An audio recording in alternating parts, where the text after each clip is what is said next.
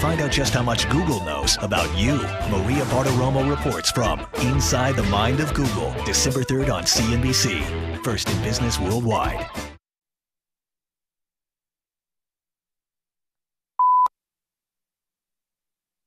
Coming up on the Suze Orman Show, are you as aggravated as I am about all these fees these banks are charging you on your credit cards? If you are, I want you to join my cash back movement.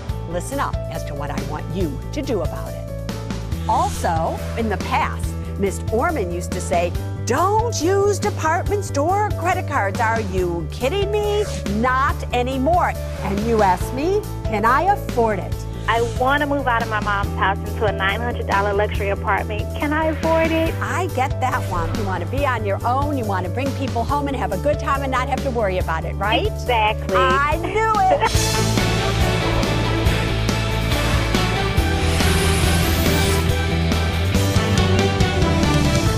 Hi, everybody. I am Suze Orman, and you are watching The Suze Orman Show. Now, I try to stay calm.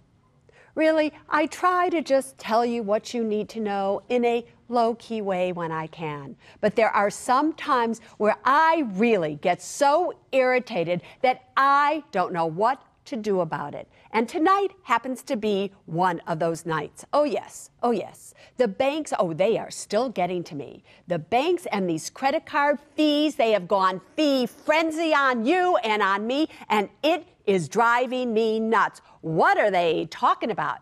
And not only that, I have a letter here. I have a letter here that has seriously gotten to me, and I want to talk to you about that right here and right now, so listen up. Okay, let's first talk about the fees. How is it possible that I have spent my entire financial life saying to all of you, don't put money on credit cards if you don't have to. Pay them off in full. Be good to yourselves. And now certain banks are saying if you don't use the credit cards, if you don't charge at least $2,600 a year or whatever it may be, depending on the bank, that they're actually going to start to charge you annual fees because you're not putting money on credit cards. And then there are other companies such as Bank of America. Bank of America has been experimenting with you. How much are you willing to pay in annual fees? Are you willing to pay $24, $25, $50, all the way up to $99 a year? They want to know your financial fee tolerance, so to speak, so they can figure out how much can they get from you before you will leave them. What is this about, everybody? In the good old days, long time ago, when all the credit cards used to charge fees, little by little, smart banks got away with those annual fees. And I used to write in my books, don't go to a credit card that charges you an annual fee, find one that doesn't. Now, it's almost as if it's impossible because they are trying to get money out of you any way they can. Letter brought to me tonight by who? By my director, Dan. This came to his wife from Citibank. His wife, who has never been late on a payment, has never gone over her credit limit, has an excellent FICO score. All of a sudden, out of the clear blue, Citibank is telling her that the interest rate on her card is going up to 29.9%, almost 30%. However, if she's good and she pays her bills on time every single month for 3 months, they'll lower her interest rate by 10% down to 20%. What are we talking about out there? Why, Citibank, are you choosing to punish a good customer for absolutely no reason whatsoever? You know, not long ago, Fed Chairman Ben Bernanke went on television and he said, you know what? I don't think we need to move up the date as to when all the regulations go into effect that regulate how these banks treat their credit card holders. But yet, Why did he say that? He said that because he doesn't feel that banks have enough time to get all of the technology and everything in place to monitor you according to the new regulations.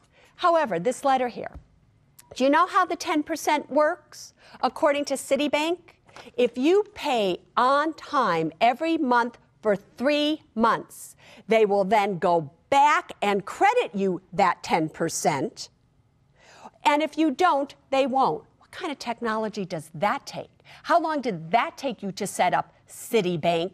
Don't tell me that the banks do not have the time to put the technology in place, Mr. Bernanke. They have the time to put the technology in place to literally charge the clients more, to make it so that they can go back and credit 10%, but they don't have the time to put it in place to protect the consumer. What are you talking about? So what is my suggestion for all of you? Let's go back to the good old days. Let's go back to the times when you literally paid cash for everything.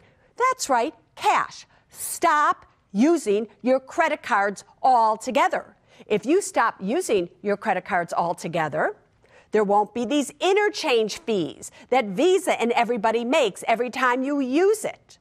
Maybe the cost of goods in the stores would come down because the stores, the retailers, are the ones that pay those fees, that 2%, 3% or so, to Visa. So maybe they can lower the cost of goods. You don't have to care about the interest rate and the fees and the late payments that the credit card companies are charging you. So why don't you just do what I do? I go out and I normally, unless it's a big ticket item, I pay cash for everything that I buy. I go to a restaurant, I pay cash. I go out and I buy something, I pay cash. Why don't you join that movement with me? Why don't we make that our statement to all these banks, everybody, and say, we don't need you anymore. We can pay cash. Take out enough money every single week or a month or whatever it is from your debit card, using your debit card or your ATM cards. Keep it in a safe, do something, and just spend cash. If you did that, you probably wouldn't spend as much, because if you don't have it, you can't spend it. You would save yourself from these ridiculous things, and we would take our power back. That's what I think we all should do. If you want to join me in this movement, go to susieorman.cnbc.com and you will click right there if you want to join the cashback movement. Let's do it, and let's do it now, people. So as you can tell, I am riled up about these credit card companies and have been for some time now. But guess what? So is our first guest tonight. Her name is Kristen. She is coming to us from Kansas City, Missouri. Kristen, what do you want to know about your credit cards? Well, hi there, Susie. Thank you so much for having me on your show. I am very frustrated. I read an article recently where credit cards may be imposing fees for accounts that do not carry over balances. And Susie, I have 12 credit cards. 11 of them have zero balances. I do not use them. The one I do use, I pay in full every month. So I'm very concerned because I do not want to be paying fees for cards I know I'm never going to use. My first reaction is to just shut them down. However, having watched your show, I do know how that will negatively impact my FICO score. So, Susie, what do I do? Well, here's the good news for you and for everybody watching as well. You said to me you do not carry balances on these cards, correct? Correct. Therefore, if you did shut them down, it's really not going to hurt you that much. The reason that I always say don't shut down your credit cards is about 30% of your FICO score is made up of your debt, what you owe, to your credit limit ratio, the credit limit that all these credit cards have extended to you.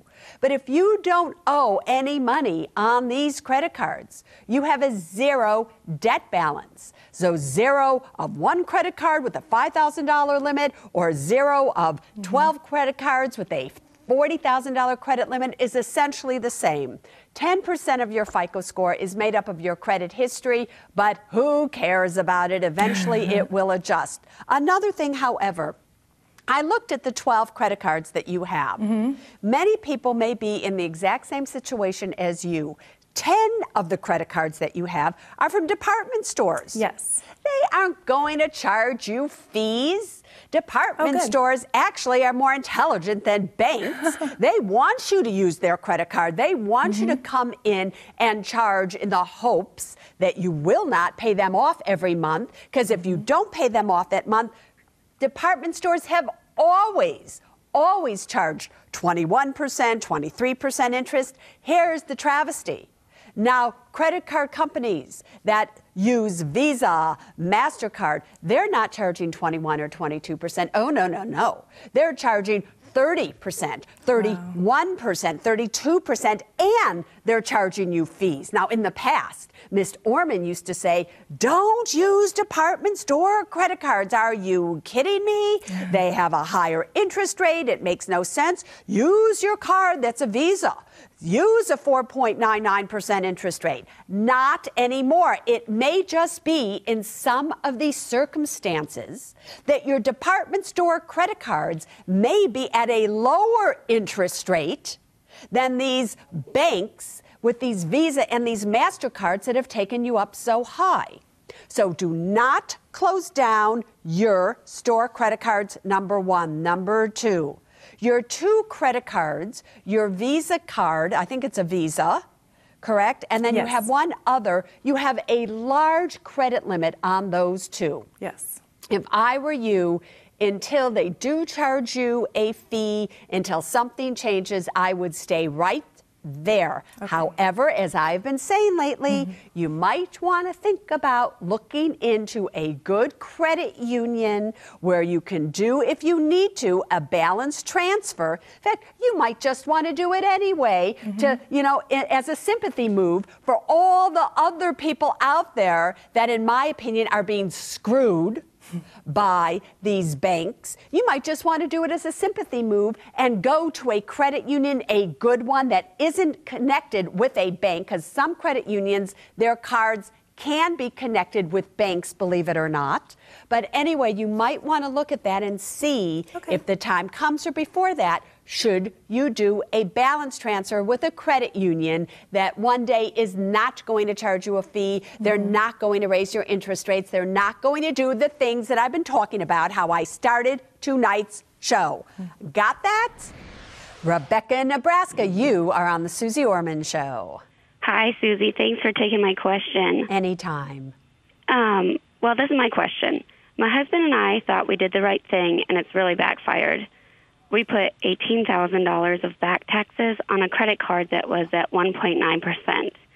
It was obviously better than what the IRS was charging us at the time. Yes. Now the bank has notified me that their rate is going to 17.9%. Yeah. I've called them, and they won't lower the interest rate, and now we're stuck. Do you still have a good FICO score? I haven't checked. You haven't checked. Chances are you don't have a good FICO score because you owed back taxes to the IRS. So you may be stuck right there. Here's the good news, that they didn't raise you to 30%. Yeah. That is the good news. The other good news is this. It's only a few percentage points higher than what the IRS would be charging you, number one. Number two, remember, it doesn't matter what happens to you financially speaking, you cannot discharge money that you owe to the IRS. They have the legal authority to garnish your wages, to do anything they want. The last entity that you want to ever owe money to is who? The IRS, right? Right. So did you do the right thing? I personally think you absolutely did. Now, if you get into serious trouble, all right, it's still unsecured credit card debt. Now, they have the ability, obviously, to sue you. And maybe after this call, I'm going to talk a little bit about what are the rights of credit card companies if you don't pay. But it's still unsecured debt, and hands down, I would rather owe money to a credit card company at a higher interest rate than to the IRS at a lower one. All right, so since I'm on this topic, I want to go to a segment called Money Logic, where I try to make logic out of things that are kind of not. But anyway, please listen to me. In the past, over all these years, I've always said to you, credit card debt is unsecured debt, unlike a mortgage obligation that is secured by your home. If you do not pay your mortgage, which is secure debt, they can come and take your home from you. Car loan debt, it's secured by your car. If you don't make payments on your car loan, guess what happens? You can come out one morning and it cannot be there. They can repossess it or take it back from you. Credit card debt is unsecured debt. They cannot come and take a car, a home, or anything from you. What they can do, and what they are starting to do, everybody, is they can sue you. If they sue you and they win, then they have the legal authority to put possibly a lien on your home again. They can't take the house from you, but if you sell the house at any time and there's equity in the home, they then will be paid before you can actually close on that sale of that house. They also have the right, in many cases, to garnish your wages. Now, when somebody is garnishing your wages, there is a formula. The most they can take is essentially 25% of your disposable income. So there is a formula as to how that is figured out, but they can't take your entire paycheck. Now, in the past, when I would say to you, if you cannot afford to make your payments legitimately, you really can't afford it. You call them, you tell them you don't have any money. If you stop paying your credit card because you really can't afford it, today now they may sue you. But if you don't have any money, if you can legally show that to the court system when you go to court, what are they going to do? Not a whole lot. Do you understand that? However, if you are trying to scam the system, you have the money, but you just don't want to pay them. You're holding back in the hopes that they'll lower the amount that you can settle with them or whatever it may be. You at this point are asking for trouble. The banks have gotten very serious about this. They want money in any way they can get it, so they're starting to come after you. So you need to think twice before you don't make a payment on a credit card. If you can afford it, make it. If you can't, what are you gonna do? I think she's somewhat of a shopaholic. I guess she thinks that she can buy our love. Are you telling me that she's going in and using your credit card to buy things for you guys? And later, in wanting something, ask me, can I afford it? My partner Beth and I would like to buy a trip to Machu Picchu. Machu Picchu for $10,000. Yes, Don't you think that's a lot of money? Yeah.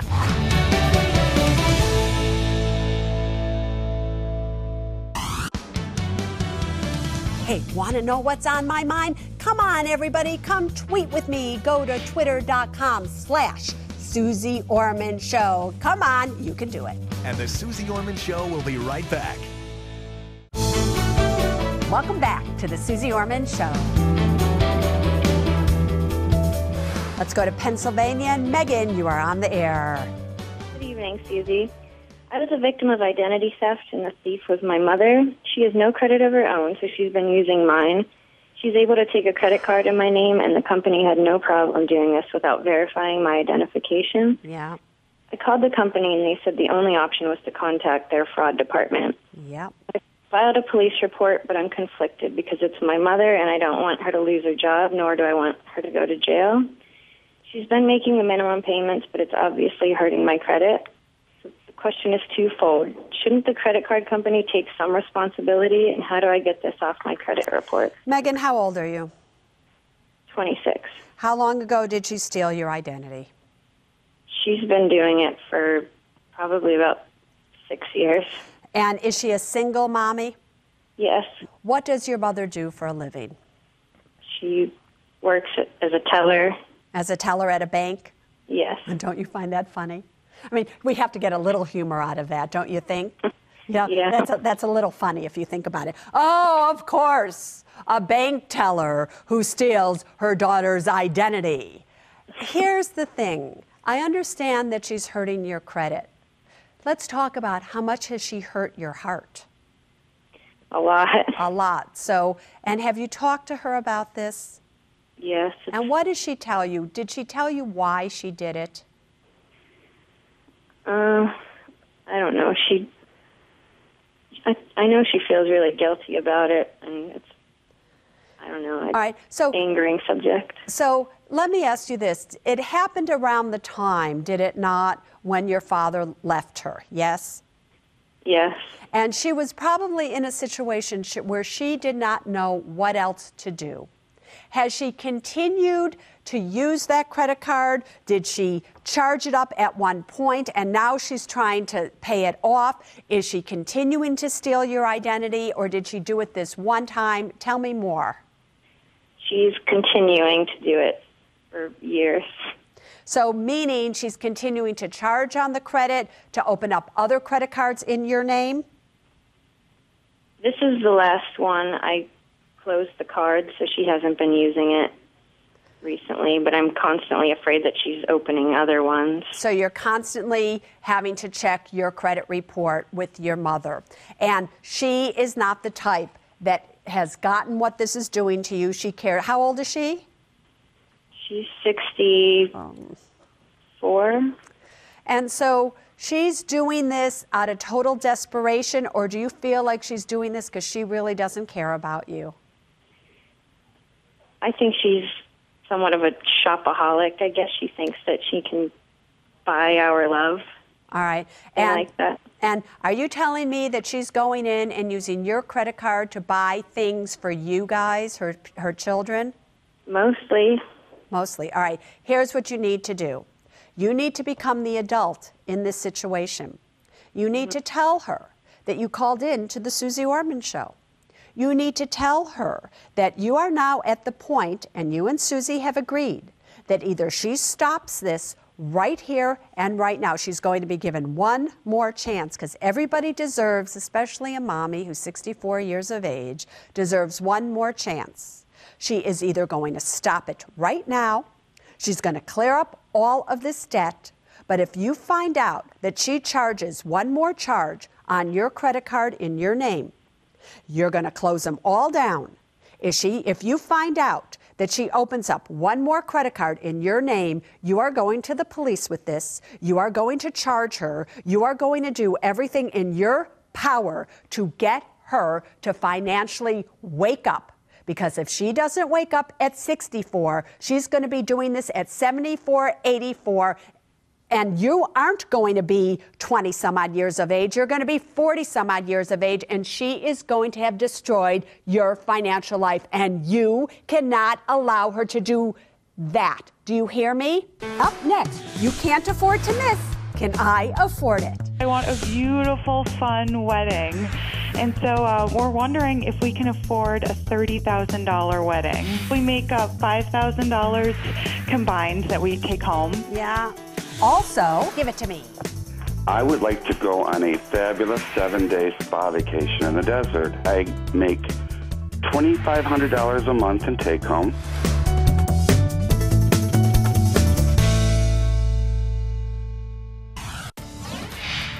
Dear Susie, I was on the Can I Afford It segment. Miriam, what do you want to buy? I want to self-publish a children's book that I've written. You've been approved. Your advice helped me change my financial life. I bought your books and gave myself a money makeover. I took on extra work, cut out luxuries, and economized on necessities. My HELOC is paid, I started a Roth IRA, and am now debt-free. I published my book, and the royalties are funding my next project. I'm a Susie success story. Sincerely, Miriam, Chandler, Arizona. What do you want to buy? A beautiful, fun wedding. A trip to Machu Picchu. 7-day spa vacation in the desert.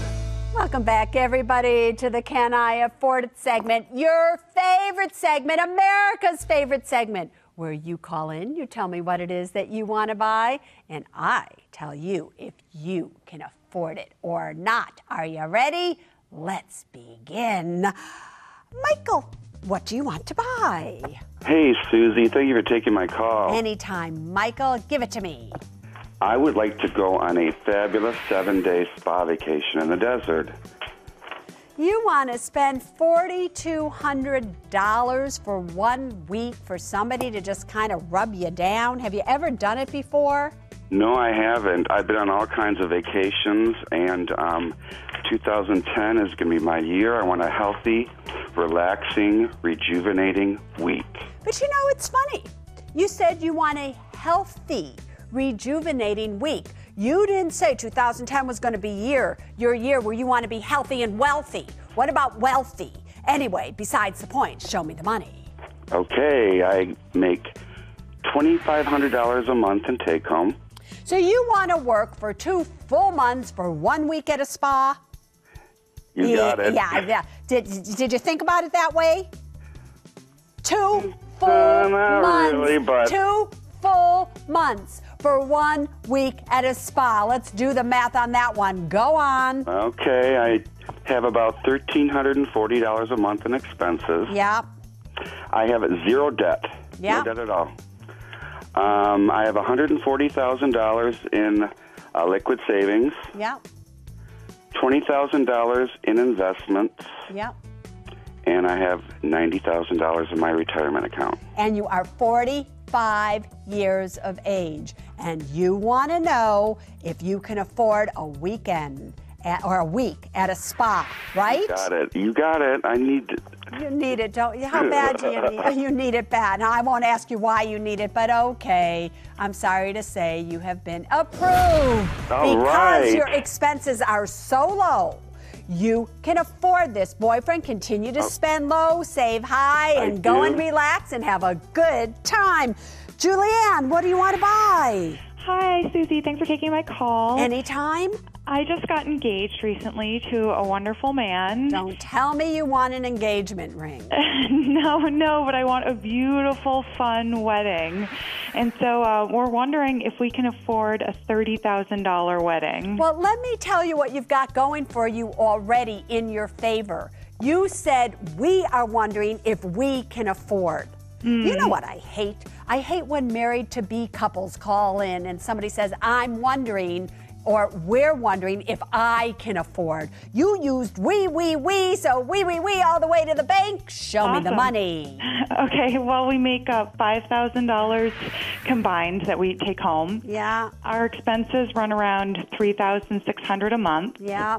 We don't have any debt, but we've been working hard to save over the last few years, and we have about $91,000 in liquid savings and $43,000 in retirement. And how are you going to pay for this?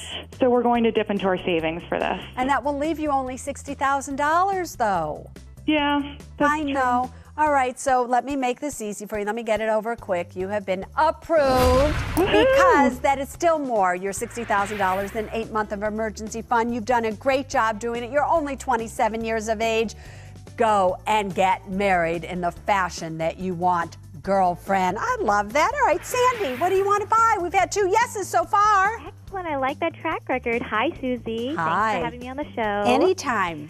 So I'm really excited to tell you what I want. What do you want? Recently purchased my first home. Yes. And I would like to put in custom closets in my master bedroom. I get that one. Closets can make the world of difference in a home. Doesn't it? You know what? I have to tell you, it does. So show me the money. Excellent. Okay, so my take-home pay after taxes is $4,983. Good so far. Excellent. My expenses are $4,030. Good. Less expenses than what you're taking in. Love it. Go on. I have a mortgage of $377K at a 30-year fix. Good. My savings is liquid $25K. Yeah. And in my retirement, I have $49K. And how are you going to pay for this? Great question, Susie. So I either plan to use the tax credit that I'm planning to get back for the first-time home buyer or out of my savings. So either one, right? That's what you're going to use? So at this point in time, I have to tell you, you have been denied. What? Can you believe it? Oh, here's the thing. Once you do something, it's done.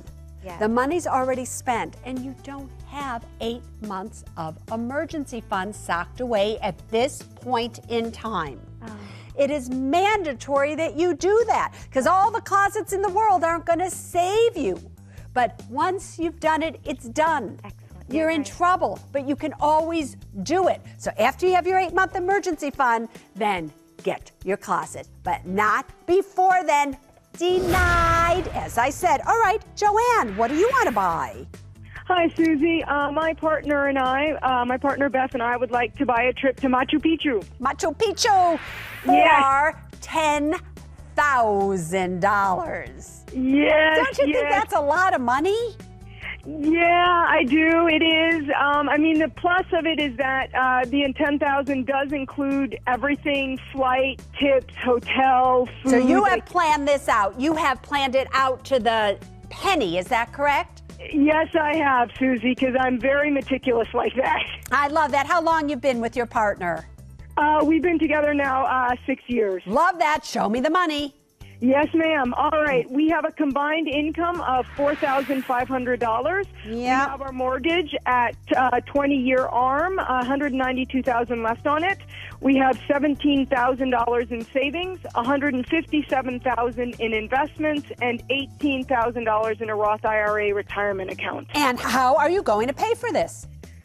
Great question.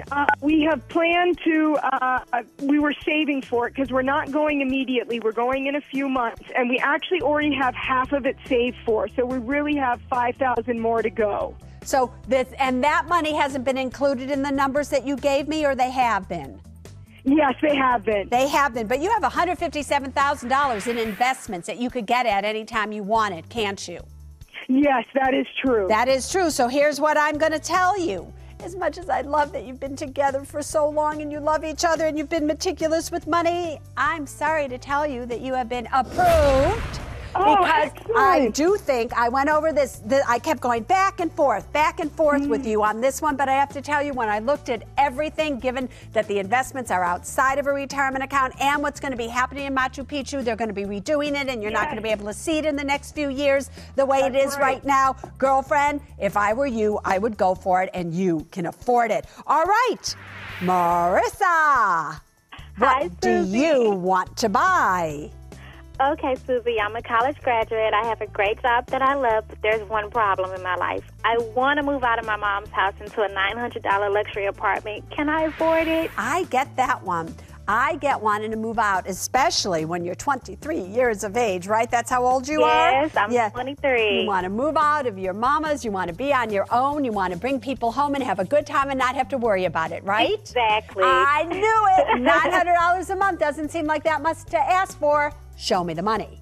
Okay, Susie, well, my take-home pay after taxes is $3,300 a month. Great. I'm living rent-free with my mom, but my monthly expenses have been averaging about $1,360 a month. So $1,360 a month, even though you've been living rent-free. Go on. Okay, I have $11,000 car loan at 11.5%. Yeah. Currently have $38K in deferred student loans, and that's for another 2 years, though. Yeah. And I have $1,700 in my savings account, but that continues to grow, Susie.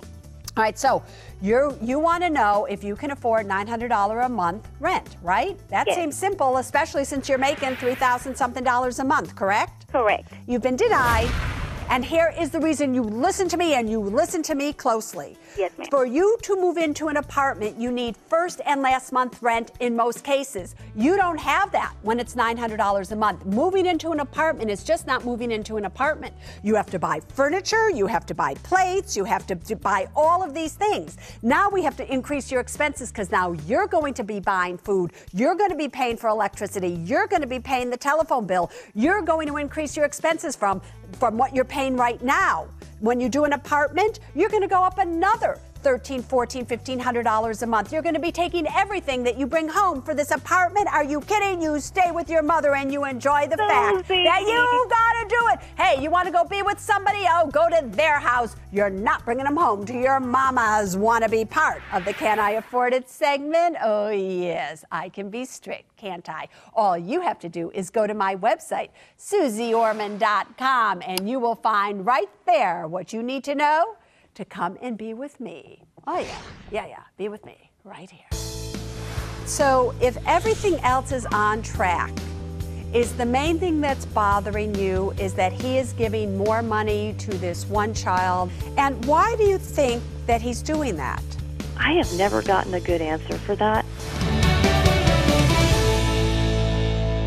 If you think you need it. Sunroom. Trip to the Olympics. New wardrobe. Before you buy it, Pinball machine. A Maltese puppy. World Series of Poker. you better ask, can I afford it? You are denied. In today's hard times, you need a financial reality check. You have been approved. Yay! The Susie Orman Show, CNBC Saturdays. Welcome back to the Susie Orman Show.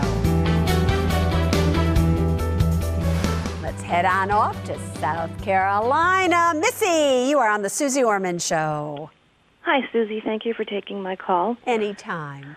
Okay, my husband has a little girl that he's a godfather to, and I think he's just way overdoing the gifts every year. He is giving her $250 for both her birthday and for Christmas. Uh-huh. We don't even spend that much on our own nieces and nephews, and also we write the checks to the parents, not to a college savings account, and I just think it's a little out of line. Do you have credit card debt? No. Does your husband have credit card debt? No. Do you both have an 8-month emergency fund? We're building it back up. We finished a house recently, and we're just building it back up, but we're just a few months out from that. All right. And are you both contributing to your retirement accounts? Yes. To the max? Yes. And everything else is great, financially speaking? Correct. You have a good husband, you love him, he's honest with you, everything else is great? Yeah, pretty much. All right, so if everything else is on track, is the main thing that's bothering you is that he is giving more money to this one child than your own relatives? Well, that and the fact that we never see this child or the people or the parents. They don't live anywhere near us. And why do you think that he's doing that? I have never gotten a good answer for that. What do you think? What does he say when you ask him? What does he say? Well, he and the father have been to Afghanistan together, and he just says that he feels as though he should be doing this. Did this man save your husband's life? No. Did your husband see this man get injured? No, but he did get injured on a different tour. All right. So something happened emotionally with your husband and this man, right? I can only assume so. All right. Here's the thing that I just want to say to you. I've spent a lot of time on military bases. I've spent time at Walter Reed Hospital. There is some bonding that goes on with the men and the women of the armed forces that people who have never been in the military are never going to understand, Missy. We're never going to understand it, and I don't think we need to understand it. But what we do need to do is honor it. And if your husband wants to honor another soldier that he served with, and you are doing fine financially speaking, you want to hear what? I would let him do it if I were you.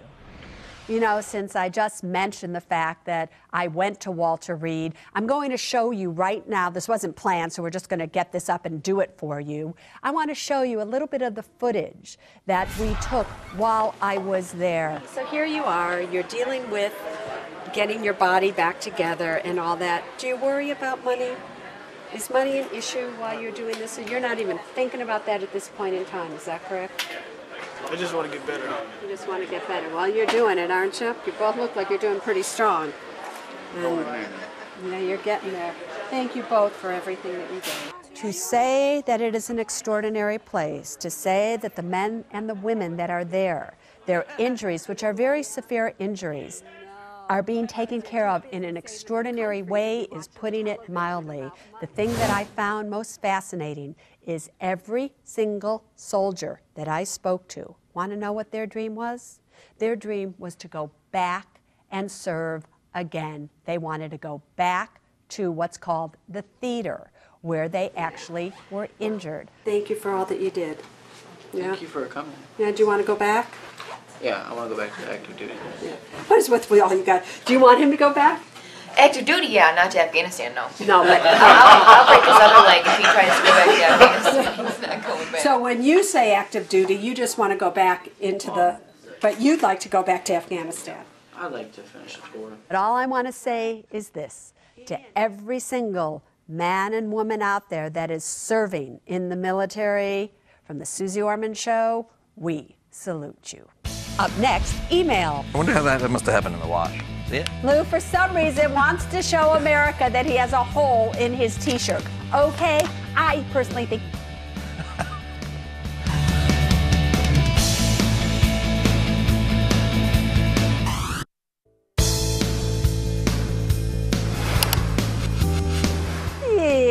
Welcome back to Lou's segment of the Susie Orman Show. I'm no longer calling it the email segment. Yeah, it's Lou's segment. We're going to have to change that graphic behind me.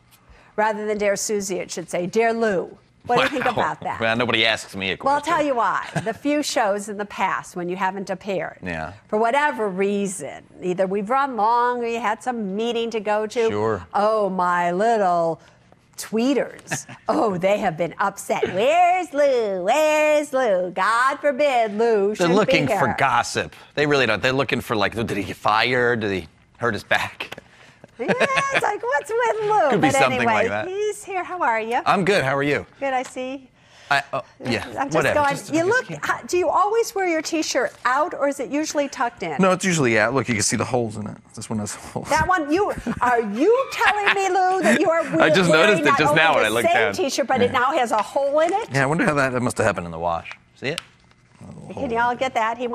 Lou, for some reason, wants to show America that he has a hole in his T-shirt. Okay, I personally think. Wow. Okay, yeah. All right, fine. I didn't say anything. I don't hope nobody can read your lips. I'm telling you. Okay, go on. From Beverly, 28, in Astoria, New York. Hello, Susie.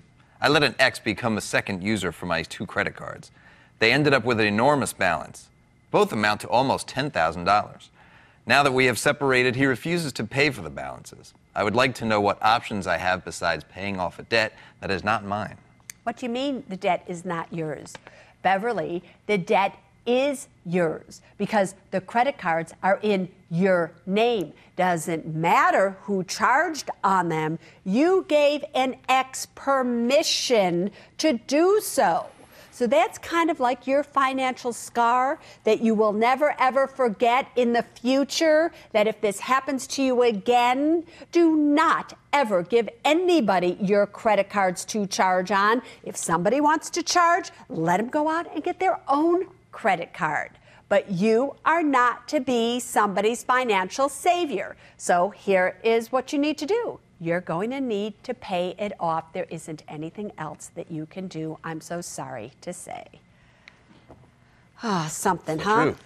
What did you just say? That's the truth. That is the... It's her debt. It's her debt. That's it's on right. her card. It's on her card. You know, it's funny. If it had been on his card, oh, please. But it's like, it is what it is. Right. Are you as aggravated as I am about all these fees on credit cards? Absolutely. We were just having a discussion earlier about people stop using their credit cards, use debit cards or use do cash. Something. I think everybody should do cash. So again, I started out tonight with the suggestion, everybody, let's go back to cash. Let's go back to the good old days where you have money in your pocket, you pay for something. Who cares about these credit card companies? Do not let them do you in. Do you hear me? You can take your power back by taking cash back.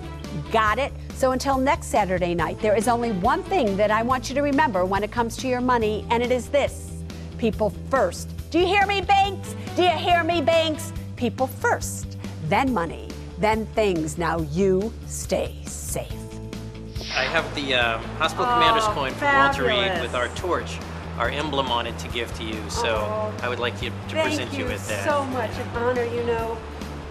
I don't collect many things in life. Obviously, it's known that I'm clear of everything. The only thing I collect are the coins from all the military bases and or wherever I've been, and it's what I treasure. And I have about 50 of them now. Outstanding. You know, and I have to tell you, it's the most extraordinary thing, everybody, that I have, and it's something.